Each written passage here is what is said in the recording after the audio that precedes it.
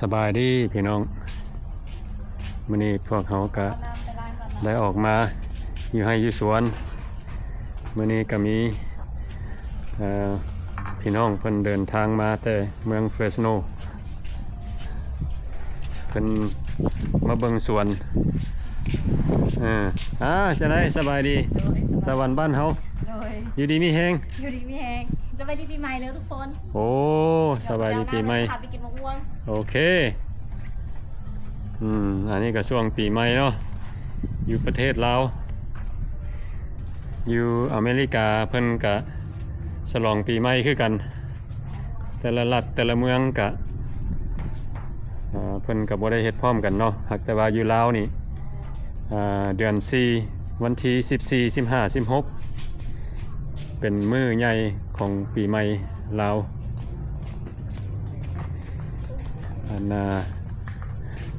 มีพี่น้องลาวเฮาเพิ่นได้เดินทางมาจากเมืองเฟสโนมาเบิ่ง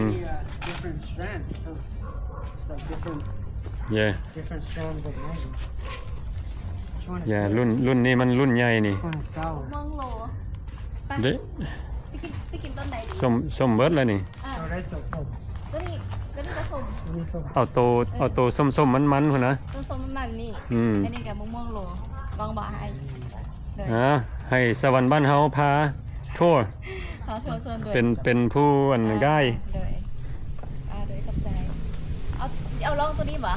ลองตัวนี้ก็ได้โอ้ล่างอีกนำอะไร Maddie, come over here. Come try this mango. พอมาล่างอีกเอาตัวนี้เนาะหรือเพราะว่าตัวไหนแซ่บแล้วแต่อันนี้พี่ได้แซ่บนะมองตัวนี้ส้มอันนี้ระหว่างมักส้มใน1กล่องมันเอามาส้มในเนื้อตัวนั้นแหละเวลาจะเว้ากับเพิ่นจะต้องได้เว้าเป็นภาษาอังกฤษเด้อฮะอย่าสิเว้าภาษาลาวได้เว้ากับเพิ่นนี่เพิ่นสิบ่เข้าใจ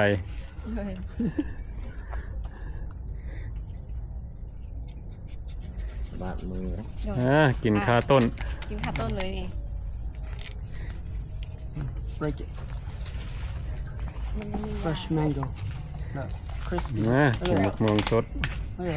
Look at that. Snap. We got that snap. Crunchy. จะบอกมาฮะดูว่าใครเนี่ยไปล้างมือโอ้เลยมาเบิ่งดูเอามันสดจำเจลนี่สิเป็นเจลเกลือป่ะThis is a Mary's โอ้เจลมาได้ใส่นี่เจลขนอเจลเมลี่โอ้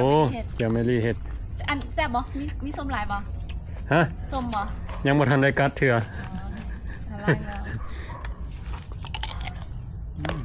แซ่บบ่บ่ส้มได้มันกำลังจะ It's not too sour just right ส้มมันมีหมากส้มๆอีกมะนาวเป็นเลาะไปคนนี้แล้วก็เราออกไปได้เขาเจ้าปลาเสือค่าจงยอนได้โอเคไ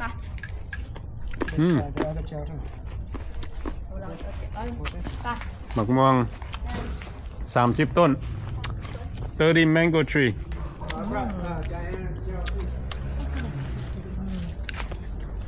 ส่งไหมอีลุงตัวนี้วะ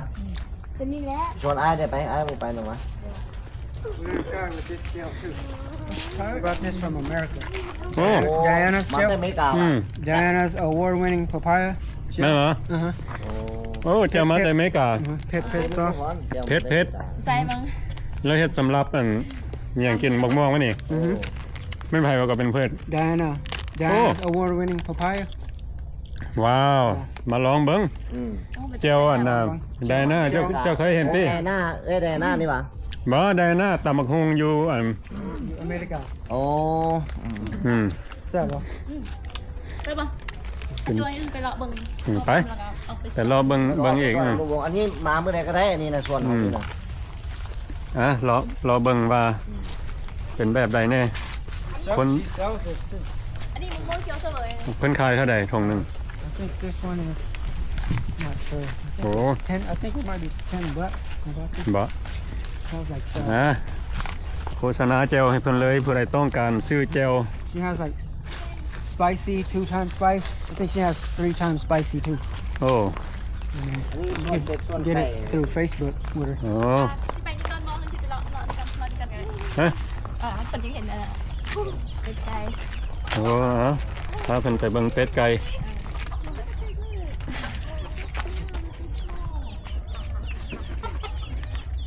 แล้วแบบพอต้องกินลูก ไม่ได้ย่างต้มไก่แล้วหมาปิ้งเป็ดก็ได้ ถ้าอยากกินต้มเป็ดต้มไก่เนาะ อืม ไอ้ซีมึงแก้วอเมริกานี่จากบ้านมึง She wants to make a เดี๋ยวมันกัน อืม แก้วลาวนี่นะทำมึงเนาะ ไปแล้วกันพอ เจลมาแต่อเมริกา เจ้า เพิ่นเอามา แก้วลาว make a เอามากินมะม่วงอยู่สวนนี่โดยเฉพาะได้นี่นะ ผักกับ Grab แซ่บหลาย ไป ไปทางนี้ ไป ไอโจนี่มาร้ายเถื่อแล้ว หลายเทื่อแล้วฮะน่ะเห็นหลายเทื่อก็ยังบ่ทันเบื่อ ว่า อืม เที่ยวมากอะไรซุปมากอะไรมะขวดใช่ไหมไปพร้อม นี่หอยรับทราบอยู่นี่นี่ลายบักม่วงสวนรักเซาเอสนี่ย่างไปกระต่ำแล้วนี่คุณนะ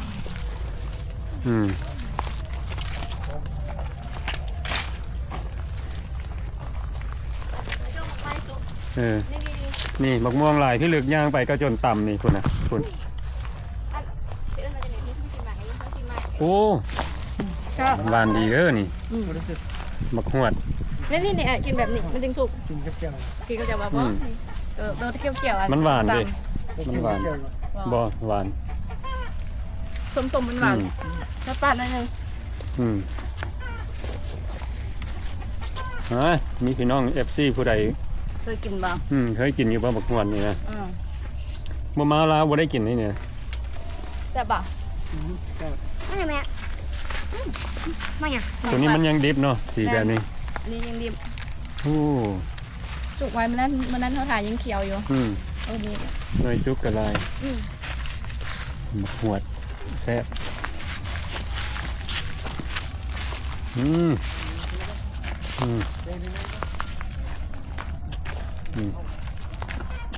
สะออนบักม่วง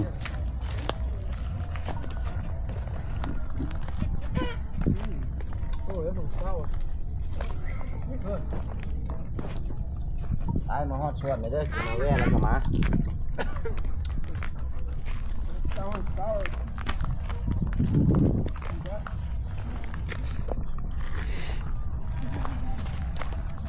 เบิ่งนี่เบิ่งต้นนี่ Yeah, that one's good. That look one's at this sour. one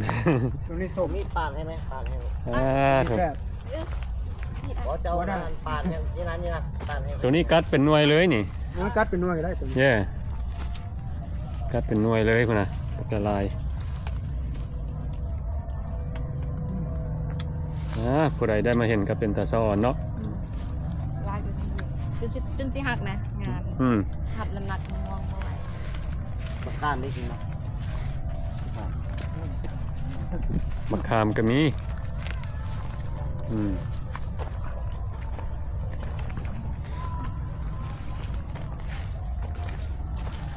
It's hard to decide which one to eat เห็นลายเลยเห็นลายแล้วโอ้โหแจ็คสิกินต้นไหนเนาะโอ้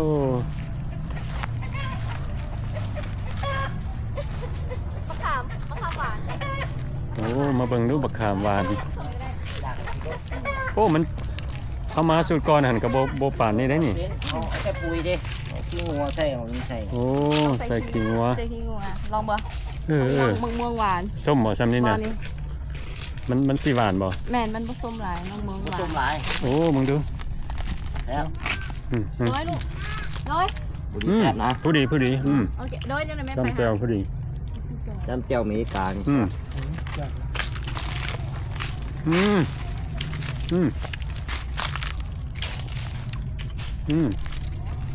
แล้วมักต้องนั่นน่ะต้องกำลังเป็น เป็นมากหลายบักขามต้นตำนิว สร้างกินไว้ได้ต้องมาสร้างกินไว้ได้โจ ฮะ มาสร้างกินกับต้อง หมักต้องหมักต้องหวะลือ มีบ่อยู่ ไว้บ่มีได้อยู่อเมริกานะ เอาบุ้งว่ามั่งอย่างวันนี้สร้างกินว่ามั่งอย่าง ต้องคันว่าต้องกับสลิปพุ่นแหล้ว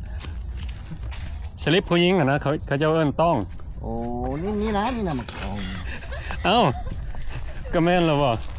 ไม่สลิด ต้อง ไนี่ what is ต้อง they call this หมักต้อง ลาวบัก ต้ ต้ อ อง งลาวบักต้องลาว There's no, Lao there's đi no kịp. American made. ไทยเอิ้นมากระท่อน กระท่อนไทย มีผู้ใด You make that woman. เป็นผู้ใดฮู้ชื่อบ่นี่คอมเมนต์เข้ามาให้ ภาษาอังกฤษ คอมเมนต์เข้ามาเด้อพี่น้องผู้ใดฮู้จักชื่อภาษาอังกฤษ Never Mật seen tông. as Many, ภาษาลาวไหมหมักต้อง trees ever. หมักต้อง หมักต้องเนาะ แม่นหมักต้อง อืม ภาษาอังกฤษได้มากนะ นี่หมักละมุดมาเฮ้เบิ่งเด้อหมักละมุด ยังไม่ซุกอ่ะ ฮะ ยังไม่ซุก บางหน่วยบีบตั้งได้บีบเบิ่งคันตัวอ่อนมันสิสุก No, we can't stay here. We'll get a stomach ache. ยังบ่สุกเลย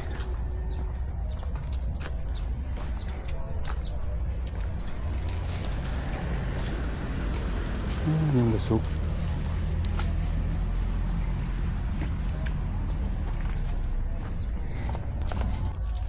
เพราะว่ามื้อนี้อันเพิ่นมี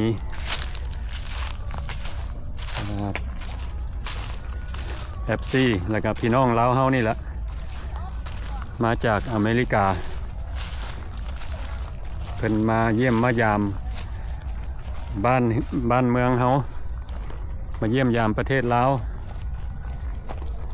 แล้วก็เพิ่นก็เลยอย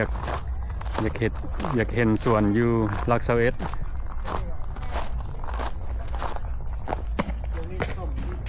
ก็เลยออกมาเบิ่ง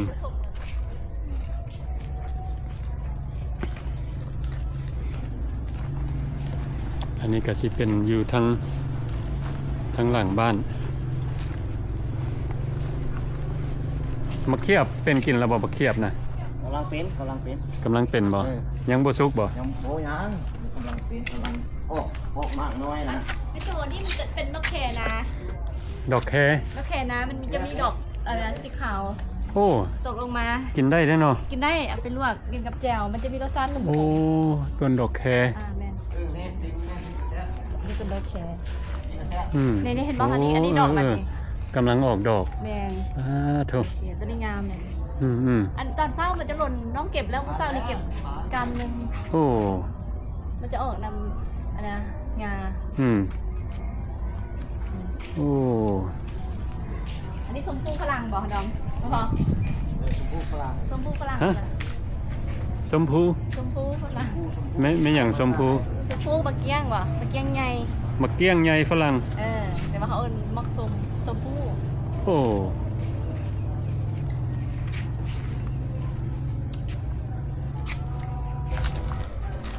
คุณนะ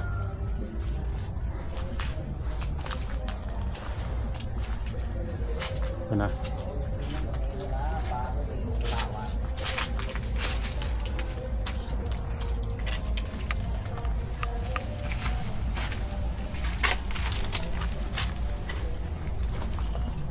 สาวหันนี่ไปใส่แล้วเนาะ อันนั้นก็สิเป็นเนเบอร์ เออ ตลาดขายเครื่องเด้ออันเด้อ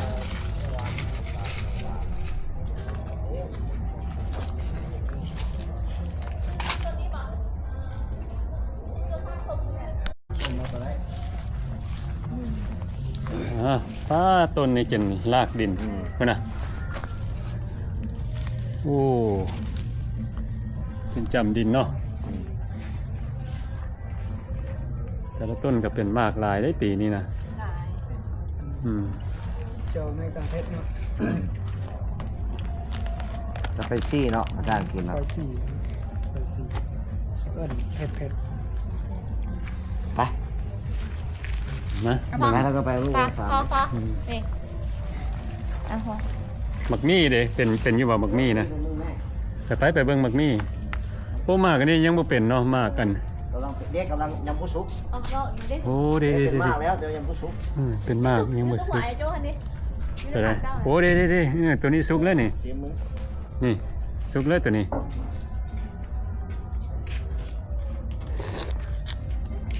หวาน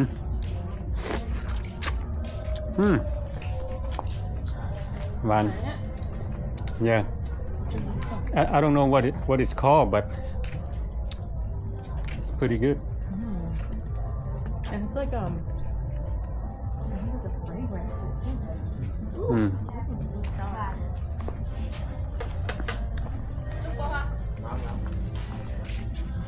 ได้บอกข้าวตัวนี้กำลังป่นปงได้นี่ ออกดอก บอกข้าวออกดอก มึงเมฆ หันไปก่อน มึงหัน โอ้เด็มี ได้ไปมีกาวมั้งได้ไปต้นอะไรอยู่ไหมฮะ พ่อปั่นที มาแล้วอเมริกา ไปขาย มาอเมริกานี่อันโบเกี่ยงเลย บุพอเลยเนาะ อเมริกามีรสชาติหวาน เวลาเติมเผ็ด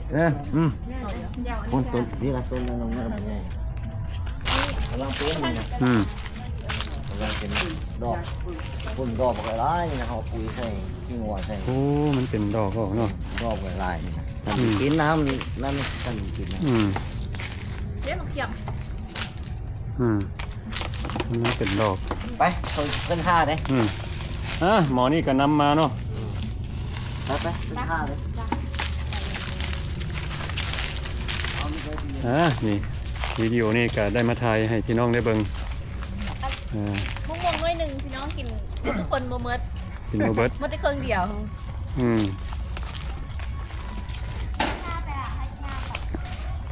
กินหม้อกับแกงวะหม้อกับแกงกินนี่กินหม้อกับแกง คุณนะนี่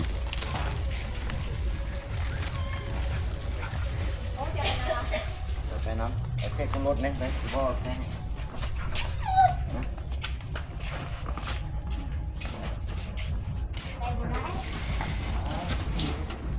สวรรค์บ้านเฮาบ่อยากฝากอันอีหยังให้พี่น้อง FC บ่ ฝากกดไลค์กดแชร์ด้วยทุกคน ฝากกดไลค์กดแชร์ให้ช่องเพิ่นเด้อพี่น้องช่องสวรรค์บ้านเฮา แมน ยูทูบเบอร์อยู่ประเทศลาวนครหลวงเวียงจันทน์นี่แหละหากแต่ว่าเพิ่นเป็นคนนั่นน่ะ สวรรค์เขต สวรรณเขต เลย คนบ้านนอกแท้ๆพุ่นละ แมน บ้านนอกคอกนาพุ่นละเนาะ โดย บัดนี้ก็บ่มีหยังติเนาะจบคลิปซะเนาะ โดย โอเคจบคลิปแล้ววันนี้เอา ห้าเลยนะ โอเคเอาบัดนี้เฮาก็สิได้จบคลิปนี้ไว้สำนี้ซะก่อนอันนี้ก็มีพี่น้อง FC เดินทางมาจากเมืองเฟรสโนมาเยี่ยมยาม มาตั้ง มาแต่อเมริกา มาตั้งประเทศ ต่างประเทศเด้อพี่น้องมาเยี่ยมยาม ลาว เยี่ยมยามลาวอันนี้ก็สิเป็น first time เพิ่นได้มาเห็นประเทศลาวมันรู้มันโอเคบ่ล่ะ How do you feel first time here in Laos Feels good. It feels very slow pace here, and people's really chill, relaxed. จะเบลอยแล้วก็ It's very, you know, เป็นลำบาก it's not too developed, so it's like, you know, very like freestyle living. Okay. Do you like it? Yeah. Okay, good. Yeah. So Easy. hopefully coming back, right? In the future. Yeah, I want to come back with my parents มาทุกปีแล้ว Oh, okay, nice. next มาทุก year. ปีแล้ว That way you can go to Luang Nam Tha and Muang Sing. That's where you guys from, right? Yeah, my family. โอ้คนมาจากเมืองสิงห์หลวงน้ำทา โอ้ไอ้นู่น Yeah, you know. แย่ Oh. หา โอ้ you know หลวงน้ำทา you go before ฮะ you go there before โอ้ ตะกี้ไปเฮ็ดเวียกอยู่หลวงน้ำพาดิ โอ้โอเค เฮ็ดไปตะหลวงน้ำพาไปห้าอันน่ะบ่อแก้ว โอ้เคยไปเห็นเวียกอยังเนาะ ทางอันน่ะตำรวจขัวข้ามน้ำคลองบ่อแก้วไป หลายๆบอล น้ำพา เรียกงานของเพิ่นก็ได้ไปเที่ยวหลายบอลเนาะเดี๋ยวนี้มาเป็นลายฟอร์เมอร์อยู่นี่อ๋อ ใครมันลุกไป สิจบคลิปนี้ไว้สักก่อนเนาะแล้วก็เป็นยังไงก็ขอขอบใจเบิดทุกคนที่เข้ามาเบิ่งวิดีโอของเขา